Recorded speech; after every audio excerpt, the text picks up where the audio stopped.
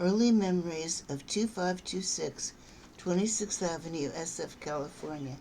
My life as a child and young adult was at 2526 26th Avenue, San Francisco, California, 415 LO6 8034. Earliest memories from the only house I've ever known until I left home when I was 23 years old to drive across the USA and had no idea that I would not return to live in California, but made my home in the East Coast. First Manhattan for 11 years, and then 4 years renting an apartment in Apacong, and then homeowners in Sparta, New Jersey from 1977 to current. I put 9/2/2001. I can remember being in my crib, and my sister Marilyn and I would make my crib into a house by draping a light blue, I think the color was, blanket over the top of the crib. I remember waiting by and looking out of the tall living room windows for Marilyn to come home from school when I was younger than school age. I remember playing with Gail Barnett and Jeannie Stefanich in our backyard, or at Jeannie's house across the street, or Gail's, the corner house down the block. In our backyard, we would make mud pies and the lovely caterpillars, trying to change them into butterflies, but only could change them into moths. I remember lemonade stands and putting on performances in our rumpus room, later called a rec room, with chairs and benches and in costume, and singing Mersey Dotes and Dozy Dotes and Little Lambs at Ivy. We would invite all the neighbor kids to the performances. I remember all of the movie stars of the day pictures with their autographs on the pictures lining all across the room up by the ceiling. I remember all the wonderful birthday parties, ones in Uncle Dan's pickup truck, and going to the playland at the beach, which is no longer there, and Daddy would get free tickets from the policeman who came into our store, Slater's Smoke Shop on 64 2nd Street, if I remember the correct address. Also parties where Dad would show his collection of wonderful old cartoon movies, and also we would go to a local movie at the Parkside Movie Theater on Terriville Street, and Joanne Bloomberg would meet us there because she was an Orthodox Jew and couldn't ride during the Sabbath, and we would hold her money to pay at the movie theater. Oh, I guess we must have treated all of my birthday guests. I remember all the Halloween parades up Terriville Street, going to the neighbors for trick-or-treat, and Kevin Mulaney's mom would give out homemade cake. I wanted to be a Chinese lady many times for a Halloween costume.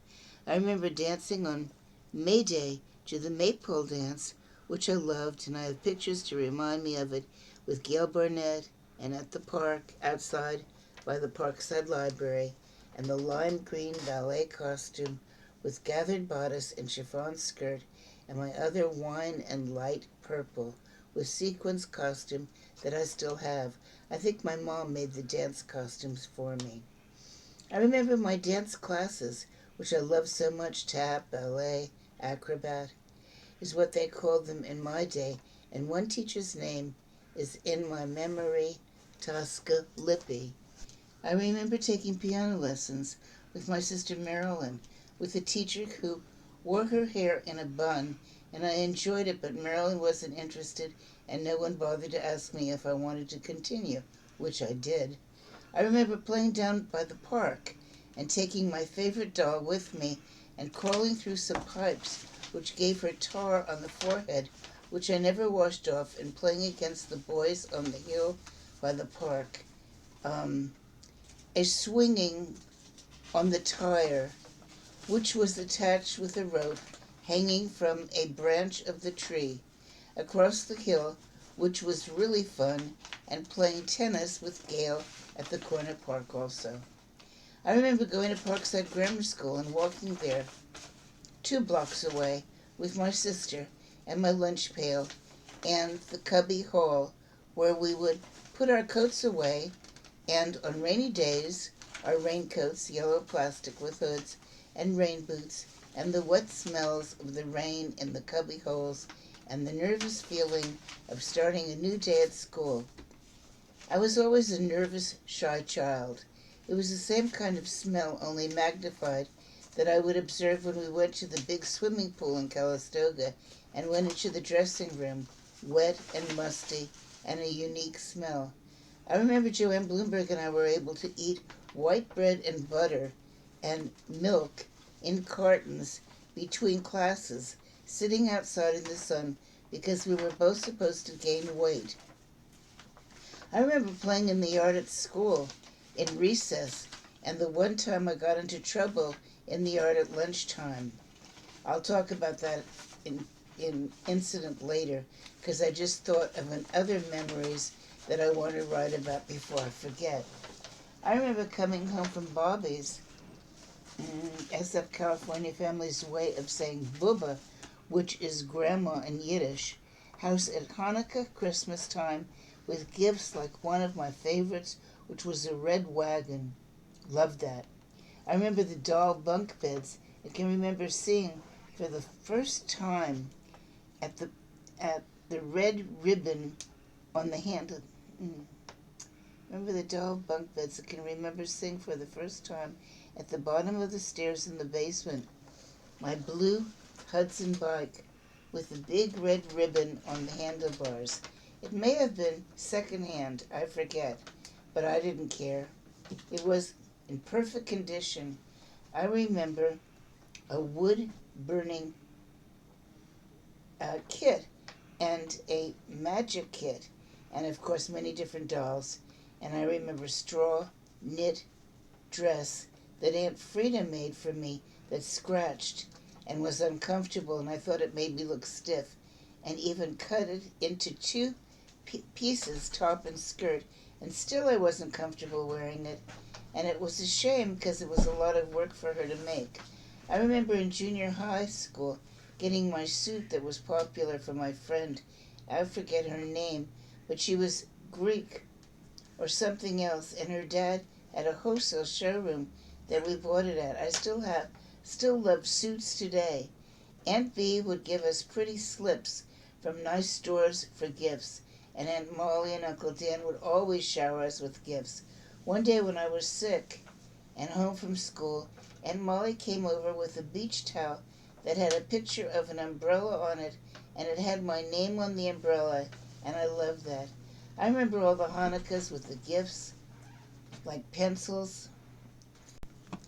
I remember all the Hanukkahs with gifts, like pencils, with my name on them. The chocolate Hanukkah gelt, and lighting the lights, and probably latkes and homemade applesauce. I remember Mom and I shucking peas over a big pot and our apple tree in the backyard. Mom making homemade applesauce from the apples in our yard. I remember the one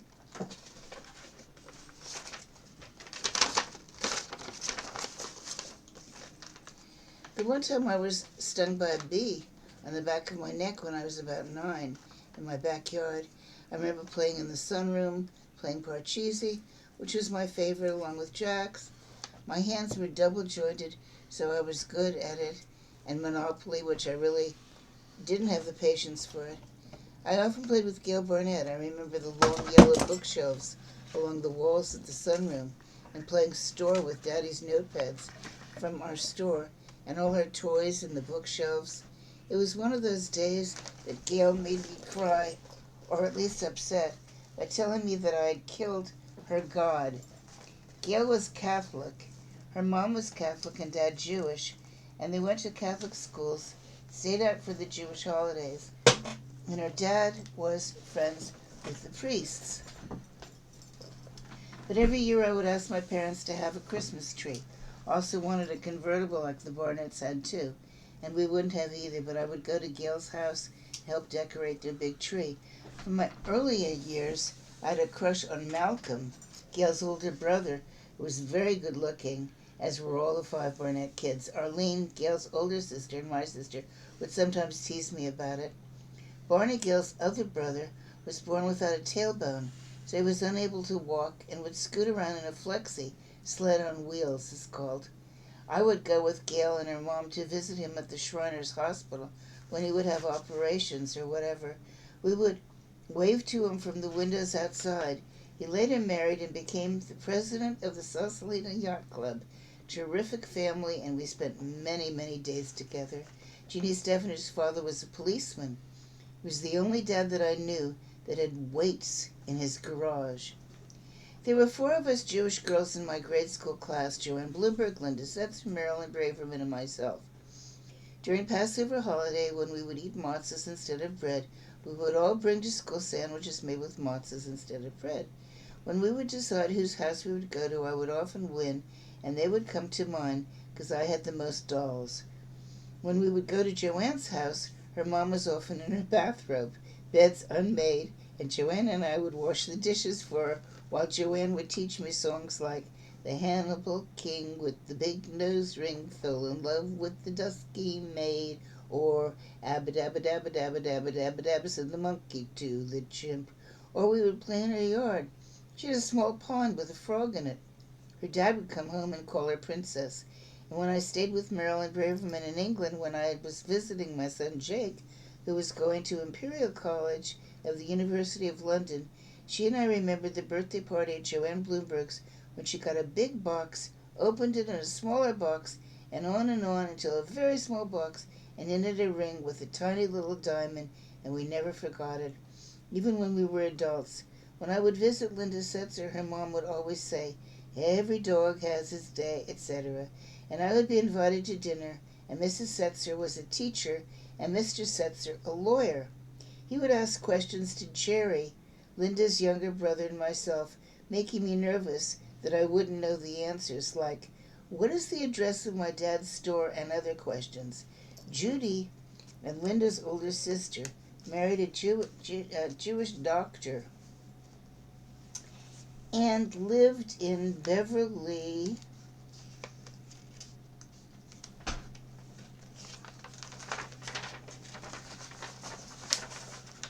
Hills till he left her for his secretary. Linda had a very short marriage till she found out that her husband had some shady deals that she was unaware of, and then remarried and lived somewhat wealthy in Bel Air with her husband and two sons. Rich and I and our two kids visited her one time, and she had a pool and a guest house by the pool, and she told us that she played tennis at the same time as Telly Savalas, TV star at the time. Doug Henning, a big-time magician at the time, lived down the block. She would see Gregory Peck at her eye doctor's, Goldie Hawn at the deli, and had lunch across from, can't think of her name right now, oh yeah, Helen Reddy, the singer that sang "I Am Woman." We visited her when Leah was approximately 11 or 12 years, and Jake 4 or 5, and Jake is now 29 and Leah 35. I remember one of my favorite things to do at 2526 26th Avenue is laying out in the sun in the backyard, just daydreaming, meditating, even though I didn't know it was, and letting my mind go wherever it would go, listening to the only sounds of the breeze going through the trees, including a weeping willow next door, and the birds. How very beautiful the feeling was, and so peaceful. And I can't forget the grass filled with daisies. We would pull off the petals, one by one, saying, he loves me not, he loves me, etc. We would also make daisy chains. In fact, when I got married with my best friends Judy and Lee, Judy made a daisy chain crown for Leah to wear in her hair, and I do remember calling, "Ma!" from the yard to the window upstairs, and she would stick her head out the window and say we sounded like we were on a farm. Now I yell at you, Richard. Now I yell, "Richard!" I remember the sound of the squeaky clothesline that Mom would string our laundry on from the sunroom across the backyard to a tree, and sometimes she would have conversations with a neighbor. I remember one conversation, I think I was pretty little, and it was a husband, and it was a hushed and serious conversation about a little girl who apparently fell through a skylight of a house which was across the backyard. She might have died. I don't think my mom talked to me about it, and I don't remember if I asked any questions.